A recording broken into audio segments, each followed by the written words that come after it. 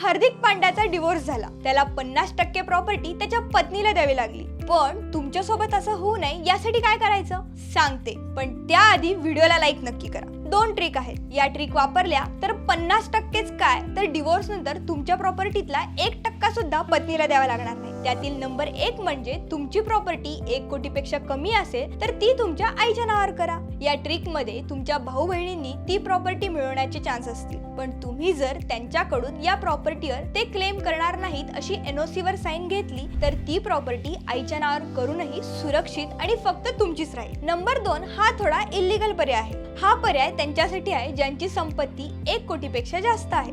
तुमच्याकडे जर जास्त प्रॉपर्टी असेल तर तुम्ही ती प्रॉपर्टी आईच्या नावावर करू शकत नाही, त्यामुळे तुम्ही एक ट्रस्ट तयार करा। आता तुमच्याकडे जी काही प्रॉपर्टी आहे किंवा नवीन प्रॉपर्टी घ्यायची असेल तर ती ट्रस्टच्या नावावर घ्या। ट्रस्ट ही एक लीगल एंटिटी असल्यामुळे तुमची बायको त्यावर क्लेम करू शकत नाही। आता ट्रस्टच्या नावावर जे काही असेल त्यावर तुमच्या मुलांचा किंवा तुमच्या पालकांना नॉमिनी करा। तुमच्या मृत्यूनंतर ती प्रॉपर्टी त्यांच्या नावावर केली जाईल। बाकी अशाच महत्त्वाच्या माहितीसाठी आत्ताच पैसा पाणीला फॉलो करा।